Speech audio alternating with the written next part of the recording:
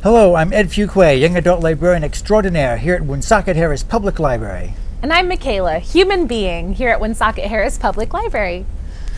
Another episode of Book Talking. Yes, a very exciting one I'm very excited about because I've been nagging you since day one about. Yes, you've been talking to me about that since before we started this. Yes. We get to delve into the Regency era. Yes, the Regency era, a period of history that's also a genre of literature. Yes, it is. It's specifically called Regency romances, mostly. Yes, especially with some of my favorite novels, of course, come from this time period. I mean, anything written by Jane Austen and the Bronte sisters, and exactly. And of course, with the onset of popular news shows like Bridgerton, I thought this would be a really interesting topic to delve into and go into a little bit of the history. It remains popular. A lot of cool things happened during this period. This is Lord Byron's big time period. In fact, Frankenstein was started around the time Pride and Prejudice was published. Yes. So you don't think about those two authors necessarily as having anything in common with each other, but they both wrote in the same time period. Oh, absolutely. You could have a historically accurate fan fiction where, think about it, Elizabeth Bennet runs into the Frankenstein monster and have it be completely historically accurate. Someone should definitely write that. Oh, absolutely. I'll get right on it. But yes, let's talk a little bit about the history of that era, because you were telling me some things that I didn't even have a clue about. It's called the Regency because there's a period of time in England where there technically was no king. Yeah. Now, George III, the famous king who lost the American colonies. Yes. He had a problem with being insane. And periodically it would hit him. It's immortalized in the film The Madness of King George. Mm-hmm. So eventually in 1810, he became so out of control that they finally put him in a straitjacket and gently removed him from the palace. Yes. So his son, George IV, couldn't become king because his father was still alive. So he became regent. So he ruled in his father's place and was king in all but name only. He never got a crowning ceremony or anything like that. He definitely ruled as king. He was raised in the lap of luxury. He wanted for nothing.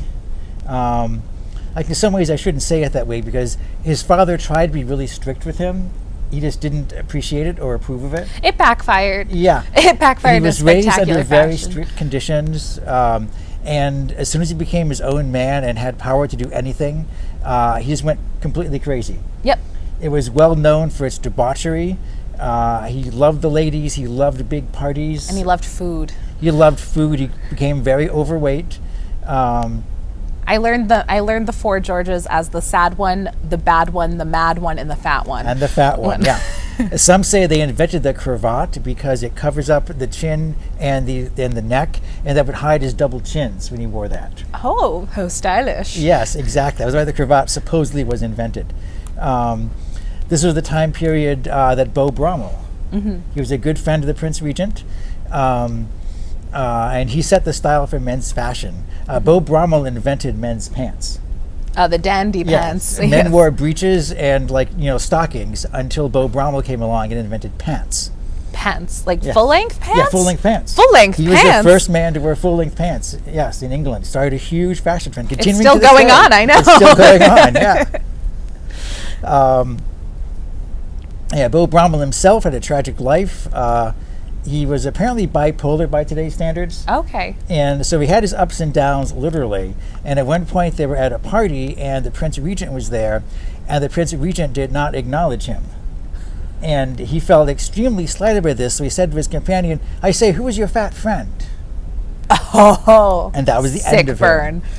He had racked up some enormous debts, but no one dared try to collect on it because he was best friends with the Prince Regent. But literally the next day after that, they showed up at his doorstep to start collecting money.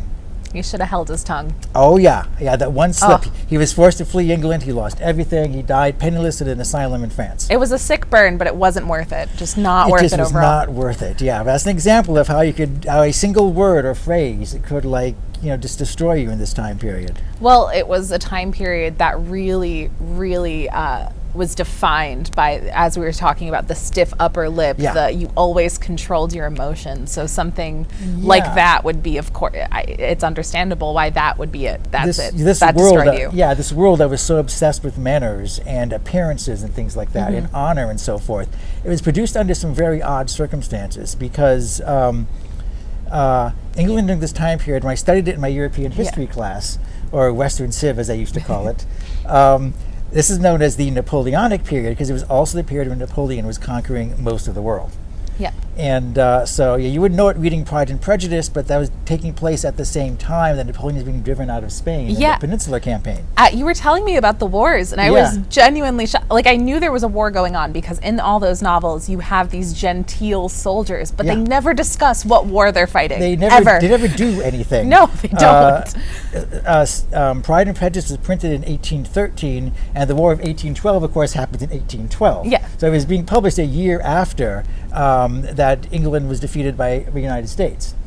So what you had was Napoleon had conquered France and conquered most of Europe, and was at war off and on with England for a long period of time until England finally gave in and just sent Wellington over there to fight Napoleon nonstop. So basically, England had always depended on the continent for everything. All the best fashions came from Paris. Young gentlemen would go on a tour of the continent at a certain age. It was expected. And all of a sudden, Europe was closed to them. That was Napoleon's territory. You couldn't go there without risking getting shot. And of course, America was out of the question. Not only were they, barbaric savages in America, but they just had a war with America, another war with America. Yeah. So basically, England became completely isolated, and it turned inward on itself and became extremely insular. Everything that was British became more British, and they became very obsessed with that. Yeah. Manners and the British way that you do things, the proper way of doing things, they became very obsessed with. Closed off from the rest of the world. It's the Britain bubble. Exactly. It was a whole bubble, the entire country. And then add to that the fact that their leader was encouraging tremendous excess in buying things and gold everywhere and incredibly expensive artwork. It was the golden age of portrait painting. Yeah. Strangely, all the portraits of George IV show him as being very slender. I mean, when you're paying somebody to paint a picture of you, if the camera adds 20 pounds, the portrait should take off 40. That's at least. At least that for George IV. So their society became kind of weirdly obsessed with itself. It was a society obsessed with society. Yeah. And that became everything to them. Well, your status in society, that was it. Yes, if place. You stepped out of line, you were ostracized completely. You could lose everything. Just a single word could cost you everything. And might as well go to the American colonies at that point. Might as well go to another country because you're no longer British. Yeah, England had always had a very strong class distinction, the upper class and the lower class. And all of that became personified by the Regency era, where the upper class became so over the top and ridiculous with their expenditures, and the lower class just kept getting poorer. Yeah. That's been throughout all of history. That's been true. But the rigid stratification of the Regency era drove home people's status in society very much. Status was everything. I did a lot of research more on the upper class, mostly because that's what I'm familiar with from this era. That's where most of the novels I've read, they focus on the exciting lives of the upper class in this era, where you don't really get to know much about the grittier lower class life. And I know that you did some research on those lower classes. Yeah, well, if you're a woman in the lower class, you were pretty much helpless. You were the property of your father till it became the property of your husband. And there were certain circumstances where you could inherit money or property, but for the most part, anything you owned would be legally owned by your husband as soon as you married him. Yep. You would literally lose everything. Just fingers crossed you wound up married to a decent guy. And technically in England at the time, you couldn't get divorced unless it was approved by Parliament. And if you were rich, you could appeal to Parliament and have them sign something that would approve you. If you were poor, of course, you were helpless. You literally could not get divorced. They had something called wife selling, where people would literally sell their wives in the marketplace. Just normal in a normal stall in the marketplace? Yeah, they'd bring them in, sometimes with a halter around their neck to symbolize they were literally just being treated like livestock. I had heard of like one or two cases about the wife selling, and it was mostly the way it was written. It sounded largely more like a joke, like something that would be put in. Apparently, it really did happen. People were arrested for it. Oh the my thing gosh. is, though, getting married also costs money. You had to pay a minister to get married. You certainly couldn't afford, if you were a poor person, to rent a church or anything like that, heaven forbid. Yeah. So a lot of what would be considered marriages were really common law marriages the law didn't recognize anyway. So getting rid of your wife after a common law marriage, there's nothing the law could really do about it. I know that in the cases I had read about the wife selling, they would advertise things like will not cook, will not clean. Like these were, and oh my gosh, that's crazy. That's just so They said nuts. sometimes if you suspected the woman of adultery, you would put her in a spot to, quote, sell her on the belief her lover would buy her. And that was your way of washing your hands of the whole situation. Okay. Yeah. I'd like to move on, but unfortunately, history. the status of women, which has never been good, was really bad in this time period. Yeah. You were defined by the male members of your family, and there was nothing a woman could do about that except getting married, which is why she always had to marry up. She had to marry someone in a higher class. Yeah, to better herself and better the family. The same went for the higher ranking lady. It's just they got to live in comfort and luxury. But they had a gilded the law cage. was the same for them. Yes, they had a very gilded cage as opposed to, the lower class women who would, very often also have to do heavy manual labor as well. The accomplished lady, that was something very hard to obtain, and it didn't matter how smart you were, how many accomplishments you had. Your status was completely reliant on the status of your father until you got married, and then the status of your husband. Your status is completely reliant on the closest male to you. I did a little bit of research on what would constitute an accomplished lady, someone worthy of marrying a gentleman. Well, first things first, you have to come from at least some money. Generally, you weren't. The farther away you were from the working class, the most generations you were away from the working class, the better to help your chances for marriage. But for a lady of this time, a higher class lady, these were all the things that were required of you to be considered an accomplished woman, someone worthy of marriage. You had to play music or sing and be, of course, quite good at one of those. Have talent in drawing or painting. Be able to dance and know all of the modern dances. I mean, I'm sure that your wife has made you watch the 6-hour BBC Pride and Prejudice. Like, the dances they do in there are crazy. And the dancing was everything in those days. Everything. That was all the flirting you could do was in the dance floor. Well, it was the only time you could really touch or talk. Yes, that was it. That was it. That was high level flirting. You had to speak multiple languages, mostly what were considered the modern languages of the time, which were French and German. You had to be able to walk properly. I'm sure everybody's seen those videos, those etiquette videos where you have to walk with the books stacked on your head for perfect posture.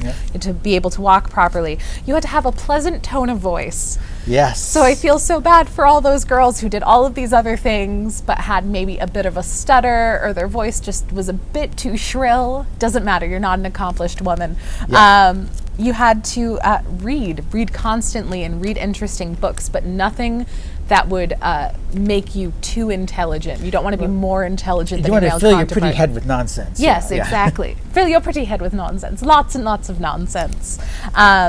You have to be in full control of your emotions at all times. Never reveal what's really going on inside. Never, ever, ever. To have such an emotional outburst, it could completely ruin your chances of getting a good marriage, or if you're already married, could completely ruin the reputation of your family. Yes. And then, of course, have a certain something in the air of your manner. That one I stole right from Pride and Prejudice. But that it was considered, you just had to have this, this nondescript air about you.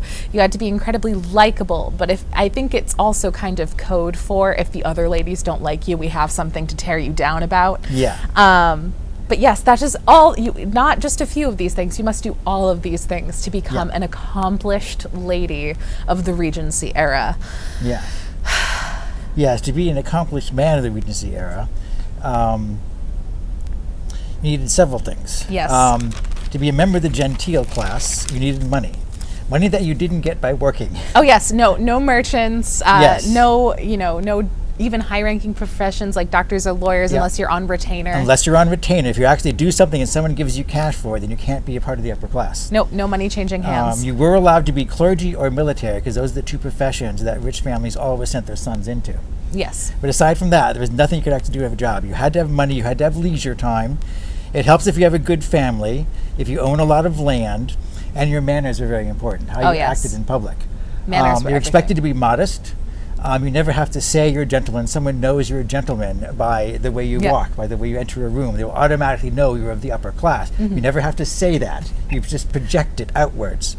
And you can have if one or two of these things is deficient, if you have a lot of the others, it'll make up for it. You know, like Bingley in Pride and Prejudice doesn't own a lot of land, is constantly interested in buying things, you know. He doesn't come from a landed family, clearly. No, in fact, like that's the main thing. Like they're renting Netherfield Park, Exactly, and they're renting it. They're yeah. renting it, and Yeah. his sister the whole time is just nagging him to buy a large estate because her status goes up because her closest male relative. When her brother buys a big estate, Yes. her status will immediately rise along with his. And men, like women, are expected not to show their real emotions. Yes. The British stiff upper lip was kind of invented in this time period. You never reveal what you're really thinking. Oh, never. You know, when we watch the 6-hour Pride and Prejudice, like, why doesn't Darcy just tell her? And my wife is like, no, she can't.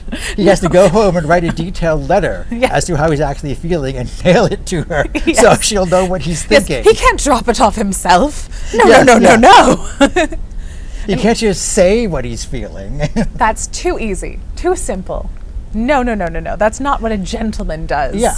You're expected to never boast, never draw attention to the fact that you're so much better than everyone else. Yes. Quietly be better than everyone else. Just Yes, project humbly, that energy outward. My humility is my greatest asset, I believe. Yes.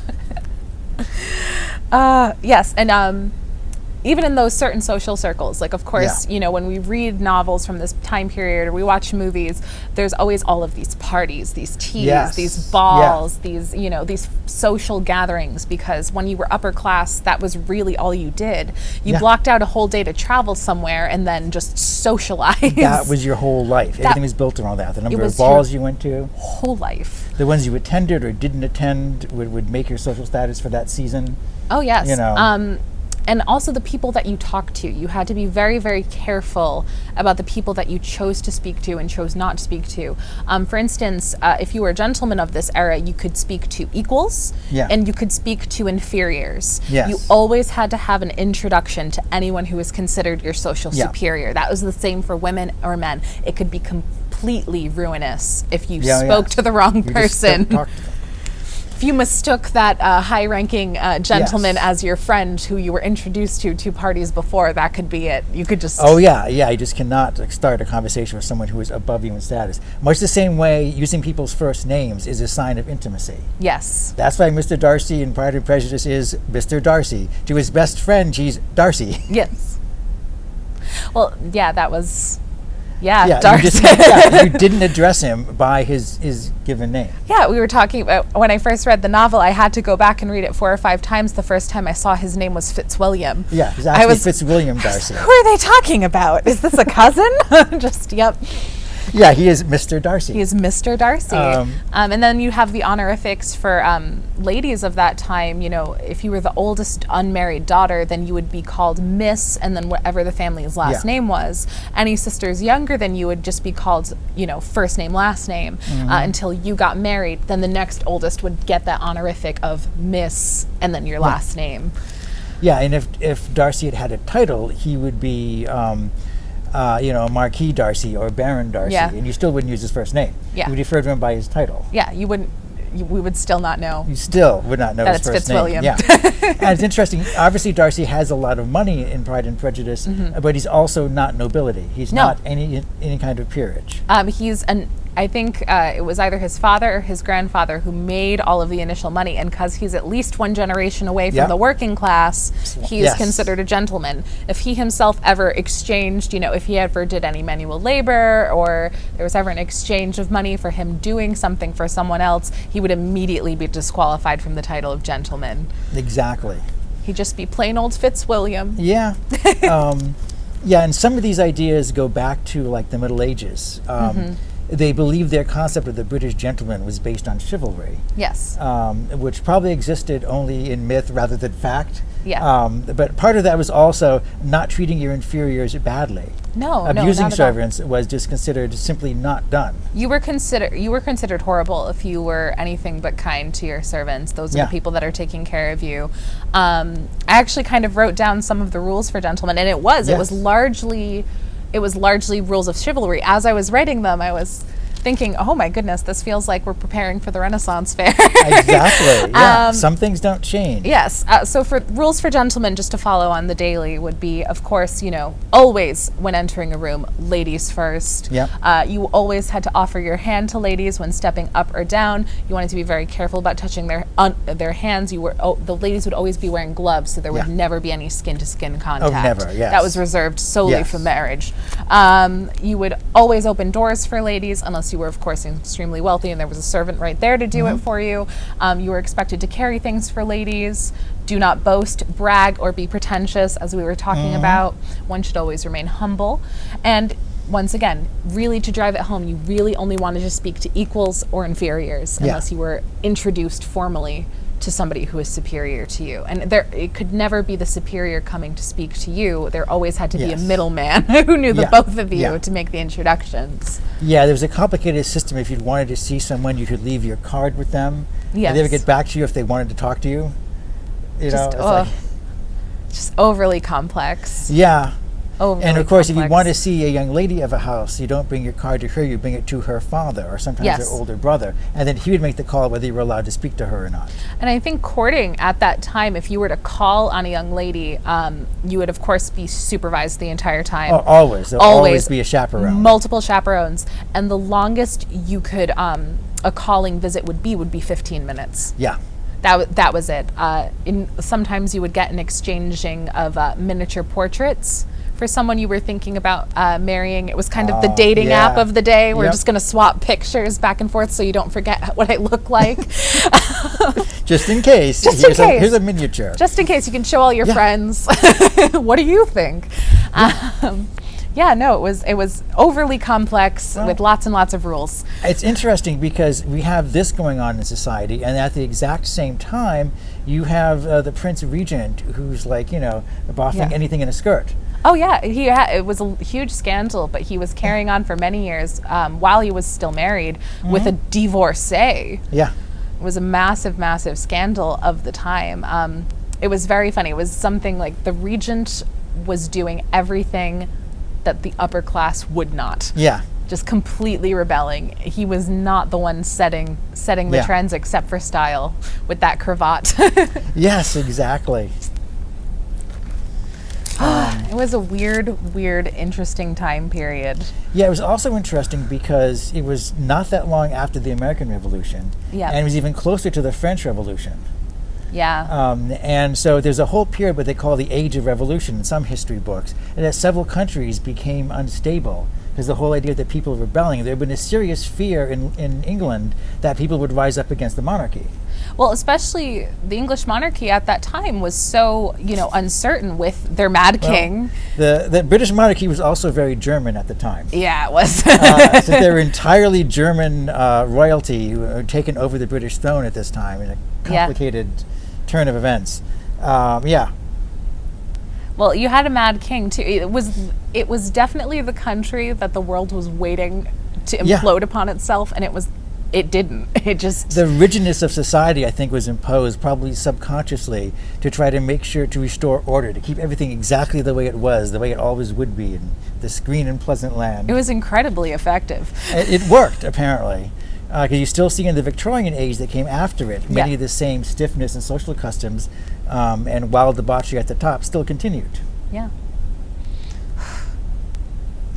Yeah, I think one of the reasons why Regency. people are fascinated by this is they recognize that, to a certain extent, that idea of politeness in public is something our society has lost. Yeah.